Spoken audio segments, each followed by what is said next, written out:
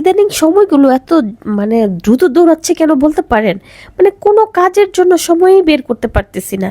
তো যাই হোক, আজকে একটু সময় বের করে আমার বাবার সাথে আমরা আসছি একটু যমুনা ফিউচার পার্কে। তো বাবা একটা মোবাইল কিনবে, এই জন্য সবাই মিলে আসছি। এই যে বাচ্চা কাচ্চা ছাড়া তো আমার আব্বা আসবেই না কোথায়। সে একা বের হলেও এই দুইটারে নিয়ে বের হয়, অথচ আমরা এই দুইজনকে দুইজনে সামলাইতে পারি না। আর আমার বাবা কোথাও আমার বাসায় আসলেই হচ্ছে তাদের দুজনকে নিয়ে বেরিয়ে পড়ে। তো তাদের দুজনকে নিয়ে আমরা সবাই আসছি। আমার বাবা একটা মোবাইল কিনবে, আমি কিন্তু কিনে দিচ্ছি না, সে নিজে নিজেই কিনতেছে। তো যাই হোক, তো এই যে মোবাইলটা অলরেডি কিনে ফেলছি, এখানে কিন্তু আমরাই চয়েস করতেছি, আমরাই এটার আনবক্সিং করতেছি। ওইদিকে আমার বাবা কি করতেছে জানেন?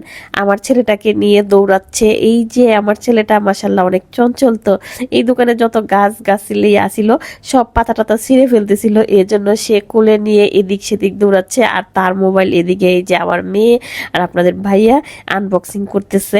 কি করব, যে মোবাইল কিনতে আসছে সে দেখারও সুযোগ পাচ্ছে না। তার ওই যে নাতির জন্য দেখছেন কিভাবে তাকে নিয়ে দৌড়াচ্ছে।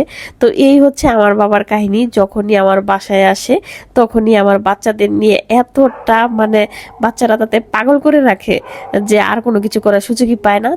তারপর মোবাইল কেনার পরে আব্বা বলল যে তোমাদের ট্রিট দিব, কি খাবা বলো।